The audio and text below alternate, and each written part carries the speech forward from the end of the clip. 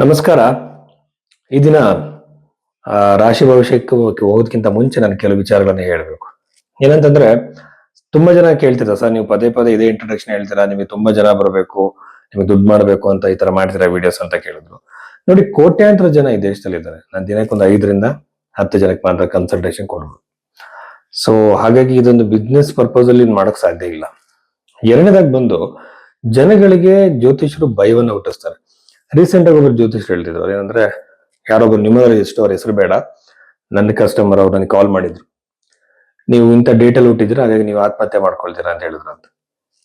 ಇನ್ನೊಬ್ರು ರೀಸೆಂಟ್ ಆಗಿ ಒಬ್ಬರು ಜ್ಯೋತಿಷರು ಮಾತಾಡ್ತಿದ್ರು, ಮೀನ ರಾಶಿಯವರು ಅಥವಾ ಯಾವ್ದೋ ಒಂದು ರಾಶಿಗೆ ಕುಟುಂಬದಲ್ಲಿ ಒಂದು ಸಾವಾಗತ್ತೆ ಅಂತ ಹೇಳಿ. ಯಾವ ಬೇಸ್ ಮೇಲೆ ಇದನ್ನ ಹೇಳ್ತಾ ಇದ್ದಾರೆ? ನ್ಯೂಮರಾಲಜಿ ಜ್ಯೋತಿಷನ ಅಥವಾ ಜ್ಯೋತಿಷದಲ್ಲಿ ಆಯುಷ್ಯನ ನಿರ್ಧಾರ ಮಾಡೋದು ಹೇಗೆ? ರಾಶಿಯಿಂದನೇ ನೀವು ಆಯುಷ್ಯನ ನಿರ್ಧಾರ ಮಾಡ್ಬಿಡ್ತೀರಾ? ಒಬ್ಬ ವ್ಯಕ್ತಿಯ ಆಯುಷ್ಯವನ್ನ ಕ್ಯಾಲ್ಕುಲೇಟ್ ಮಾಡೋ ವಿಧಾನ ನಿಮಗೆ ಗೊತ್ತಿದೆಯಾ? ಯಾವ ತರ ನೀವು ನೋಡ್ತೀರಾ? ಎಷ್ಟು ತರದ ಆಯುಷ್ಯಗಳಿದೆ?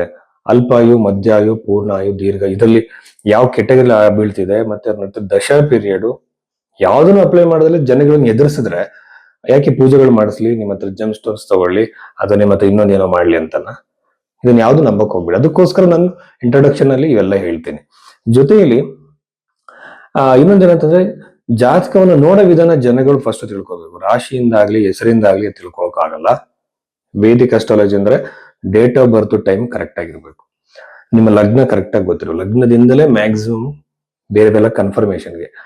ಲಗ್ನವನ್ನ ತಿದ್ದುವಾಗ ನಿಮ್ಮ ಹಿಂದಿನ ನಡೆದಿರೋ ಘಟನೆಗಳನ್ನ ಹೇಳಿ ಲಗ್ನ ಯಾವ್ದಂತ ಕಂಡುಹಿಡಬೇಕಾಗತ್ತೆ.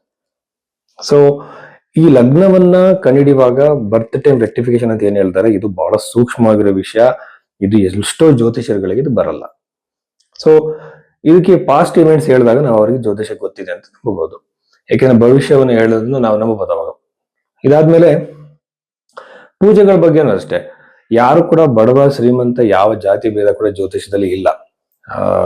ಯಾವುದೇ ತರದ ಭೇದ ಭಾವ ಇಲ್ಲ. ಇಲ್ಲಿ ಜ್ಯೋತಿಷದಲ್ಲಿ ಇರುವಂತದ್ದು ಕರ್ಮಫಲ ಆಧಾರವಾಗಿ ನಮಗೆ ಸಮಸ್ಯೆಗಳು ಒಳ್ಳೇದು ಕೆಟ್ಟದ್ದು ನಡೆಯುತ್ತೆ. ಕರ್ಮಗಳನ್ನ ಗ್ರಹಗಳು ಡೆಲಿವರಿ ಮಾಡ್ತವೆ. ಗ್ರಹಗಳಿಗೋಸ್ಕರ ಮಂತ್ರ ಜಪಗಳು ಮಾಡಿ, ದಾನಗಳನ್ನ ಮಾಡಿ, ಎಷ್ಟು ಫಿಲಂಥ್ರಫಿಕ್ ಆಗಿರುವಂತಹ ಆಕ್ಟಿವಿಟೀಸ್, ದಾನ ಧರ್ಮಗಳ ಬಗ್ಗೆ ಋಷಿ ಮುನಿಗಳು ಮಾತಾಡಿದ್ದಾರೆ. ಎಲ್ಲರಿಗಿಂತ ಮೇನು ನಮ್ಮ ಡೆಸ್ಟಿನಿನ ಒಪ್ಕೊಳ್ಳುವಂಥದ್ದು. ಯಾಕೆಂದ್ರೆ ಜ್ಯೋತಿಷ ಅನ್ನುವಂಥ ಆಧ್ಯಾತ್ಮಿಕವಾಗಿ ವ್ಯಕ್ತಿ ಎಷ್ಟು ಮುಂದುವರಿತಾನೆ ಅಂತ, ಯಾವ ಕಾರ್ ಆಗ್ಲಿ ಪ್ರಾಪರ್ಟಿ ಇದನ್ನ ಮಾಡ್ತಾನೆ ಅಂತ ತಿಳ್ಕೊಳ್ಳೋದಕ್ಕಲ್ಲ. ಇಷ್ಟೆಲ್ಲ ವಿಷಯಗಳಿದ್ದಾಗ ನಾವು ಕರುಮುಲಿಮಾಲ, ನ್ಯೂಮರಾಲಜಿ, ಟ್ಯಾರೆಟ್ ಕಾರ್ಡು, ಆಮೇಲೆ ಮ್ಯಾಜಿಕಲ್ ರೆಮಿಡಿಗಳ ಬಗ್ಗೆ ಜನಗಳು ಮೋಸ ಮಾಡಬಾರ್ದು. ಇದೊಂದು ವಿಜ್ಞಾನ. ಇದ್ರ ಬಗ್ಗೆ ಜನಗಳಿಗೆ ಅರಿವು ಬರಲಿ ಅಂತ ಮಾತ್ರ ನಾನು ಇಂಟ್ರೊಡಕ್ಷನ್ ಮಾತಾಡ್ತೀನಿ. ಸೊ ನಿಜವಾದ ಜ್ಯೋತಿಷದ ಬಗ್ಗೆ ನಿಮಗೆ ಒಂದು ಜಾತಕ ನೋಡೋ ಪದ್ಧತಿ ನಿಮಗೆ ಗೊತ್ತಾಗಬೇಕು ಅಂದ್ರೆ ನೀವು ಭೈರವೇಶ್ವರ ಬುಕ್ ಮಾಡಿ ನಿಮ್ಮ ಜಾತಕದ ಪರಿಶೀಲನೆ ನಾವು ಮಾಡ್ತೀವಿ. ಮೇಷ ರಾಶಿ 15ನೇ ತಾರೀಕು ಫೆಬ್ರವರಿ 2026 ನಂತರದಲ್ಲಿ ಮೇಷರಾಶಿಯಲ್ಲಿ ನಡೀಬಹುದಂತ ಘಟನೆಗಳ ಬಗ್ಗೆ ನಾವು ಯೋಚನೆ ಮಾಡೋದಾದ್ರೆ, ಮೊದಲನೇದಾಗಿ ಮೇಷರಾಶಿಯಲ್ಲಿ ಬಹಳಷ್ಟು ವಿಚಾರಗಳಿದೆ. ನನಗೆ ಬಹಳ ಕ್ಲಿಯರ್ ಆಗಿ ಕಾಣ್ತಾ ಇರುವಂತದ್ದು, ವಿದ್ಯಾರ್ಥಿಗಳಲ್ಲಿ ಏಕಾಗ್ರತೆ ತುಂಬಾ ಚೆನ್ನಾಗಿರುತ್ತೆ. ಬಟ್ ಸ್ವಲ್ಪ ಮನಸ್ಸು ಡಿಸ್ಟ್ರಾಕ್ಟ್ ಆಗುವಂತ ಸಾಧ್ಯತೆಗಳು ಜಾಸ್ತಿ. ಈಗ ಹೊಸ ಕೋರ್ಸ್ಗಳನ್ನ ಮಾಡ್ತಿರ್ತೀರಾ, ಜಾಬಿಗೋಸ್ಕರ ಹೊಸ ಕೋರ್ಸ್ಗಳನ್ನ ಮಾಡ್ತಿದ್ರೆ ನಿಮ್ಮ ಮನಸ್ಸು ಡಿಸ್ಟ್ರಾಕ್ಟ್ ಆಗುವಂತಹ ಸಾಧ್ಯತೆ ಅತಿ ಹೆಚ್ಚಾಗಿರುತ್ತೆ. ಮನಸ್ಸನ್ನ ಒಂದು ಫ್ಲೆಕ್ಸಿಬಿಲಿಟಿನ, ಒಂದು ಏಕಾಗ್ರತೆನ ಕಾಪಾಡ್ಕೊಳ್ಳಿ. ಆಮೇಲೆ ಪ್ರಾಪರ್ಟಿ ತಗೊಳ್ಬೇಕು ಅಂತಿದ್ದವ್ರಿಗೆ ಬಹಳಷ್ಟು ಚೆನ್ನಾಗಿದೆ, ಉತ್ತಮವಾಗಿದೆ. ನೀವು ಅನ್ಕೊಂಡಿರುವಂತಹ ಮನೆ, ನೀವು ಅನ್ಕೊಂತಿರುವಂತಹ ಪ್ರಾಪರ್ಟಿ ಸಿಗುವಂತಹ ಸಾಧ್ಯತೆ ಖಂಡಿತವಾಗ್ಲೂ ಇದೆ. ಕೆಲವರಿಗೆ ಪ್ರಾಪರ್ಟಿ ಡಾಕ್ಯುಮೆಂಟ್ ವೆರಿಫಿಕೇಶನ್ ಆಗಿರಲ್ಲ, ಸೂಟೇಬಲ್ ಪ್ರಾಪರ್ಟಿ ಸಿಗ್ತಿರಲ್ಲ, ಈ ತರ ಇರೋ ಸಮಸ್ಯೆಗಳಿದ್ದವ್ರಿಗೆ ಅನುಕೂಲ ಆಗುತ್ತೆ. ಪಿತ್ರಾರ್ಜಿತ ಸ್ವತ್ತಿಗೆ ಸಂಬಂಧಪಟ್ಟಂತ ಕಿರಿಕಿರಿಗಳಿದ್ದಾಗ ಅದು ಕೂಡ ಬಗೆಹರಿಯುವಂತಹ ಸಾಧ್ಯತೆ ಈ ಮೇಷರಾಶಿಯವರಿಗೆ ಖಂಡಿತವಾಗ್ಲೂ ಇದೆ. ಹೊಸದಾಗಿ ಬಿಸ್ನೆಸ್ ಪ್ರಾರಂಭ ಮಾಡಿದ್ದೀರಾ, ಹೊಸ ವ್ಯವಹಾರಗಳನ್ನ ಮಾಡ್ತಾ ಇದ್ದೀರಾ, ಖಂಡಿತವಾಗ್ಲೂ ನಿಮಗೆ ಅನುಕೂಲ ಆಗುತ್ತೆ, ಲಾಭದಾಯಕವಾಗಿರುತ್ತೆ.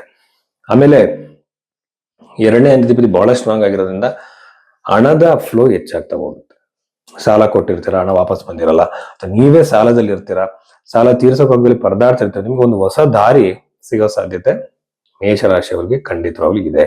ಅನಂತರದಲ್ಲಿ ನೀವೊಂದು ಗಟ್ಟಿಯಾಗಿರೋ ಒಂದು ನಿರ್ಧಾರ ಮಾಡಿರ್ತೀರ, ನಾನು ಈ ತರ ಮಾಡಬೇಕು ಅಂತ ಹೇಳಿ, ಅದು ಸಕ್ಸಸ್ ಆಗುವಂತಹ ಸಾಧ್ಯತೆ ಬಹಳ ಹೆಚ್ಚಾಗಿದೆ. ಅದಾದ್ಮೇಲೆ ಸ್ನೇಹಿತರ ಜೊತೆ ಕಿರಿಕಿರಿ, ನಿಮ್ಗಿಂತ ದೊಡ್ಡವ್ರ ಜೊತೆ ಕಿರಿಕಿರಿ ಆಗೋ ಸಾಧ್ಯತೆ ಬಹಳಷ್ಟಿದೆ, ಜಾಗ್ರತೆಯಿಂದಾಗಿರಿ.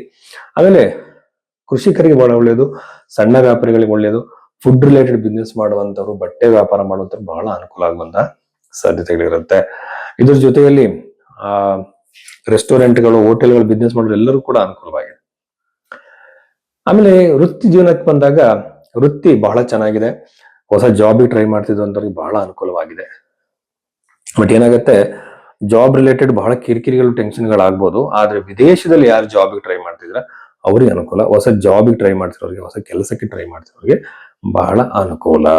ಆಮೇಲೆ ಕೆಲವು ಗ್ರಹಗಳು ಚೆನ್ನಾಗಿ ಫ್ರೈಮ್ ಆಗಿರೋದ್ರಿಂದ, ಫಾರ್ಮ್ ಆಗಿರೋದ್ರಿಂದ ಗೌರ್ಮೆಂಟ್ ಜಾಬಿನ ಆಕಾಂಕ್ಷೆಗಳಿಗೆ ಬಹಳ ಅನುಕೂಲವಾಗುತ್ತೆ.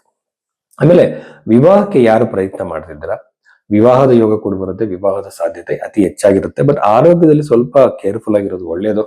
ಮತ್ತೆ ಅನವಶ್ಯಕ ಕಿರಿಕಿರಿಗಳು, ಜಗಳಗಳಾಗೋ ಸಾಧ್ಯತೆ ಮೇಷರಾಶಿಯವರಿಗೆ ಜಾಸ್ತಿ ಈ ವಾರದಲ್ಲಿ. ಹಾಗಾಗಿ ಆಲ್ರೆಡಿ ಮೇಷರಾಶಿಯವರಿಗೆ ಅಗ್ರೆಸಿವ್ನೆಸ್, ಕೋಪ ಜಾಸ್ತಿ ಇರುತ್ತೆ. ಯೂಶುವಲ್ ನಾನು ನೋಡಿದಾಗೆ ಎಲ್ಲ ಆರ್ಮಿಯಲ್ಲಿ, ಪೊಲೀಸ್ ಡಿಪಾರ್ಟ್ಮೆಂಟ್ಗಳಲ್ಲಿ ಜಾಸ್ತಿ ಇದ್ದಾರೆ. ಹಾಗಾಗಿ ಕೋಪವನ್ನ ಕಂಟ್ರೋಲ್ ಮಾಡ್ಕೊಳ್ಳಿ. ತುಂಬಾ ಕೋಪ ಮಾಡ್ಕೊಳ್ಳೋದು ಒಳ್ಳೇದಲ್ಲ. ಅದು ಈಸಿಯಾಗಿ ಜಾತಕದಲ್ಲಿ ಕಂಡುಹಿಡಿಬಹುದು.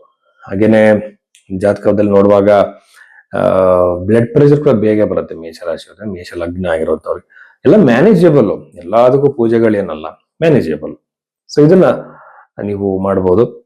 ಸೊ ಇಷ್ಟು ವಿಚಾರಗಳು ಮೇಷರಾಶಿಯವರಿಗಿದೆ. ಬಹಳ ಶುಭಪ್ರದವಾಗಿದೆ.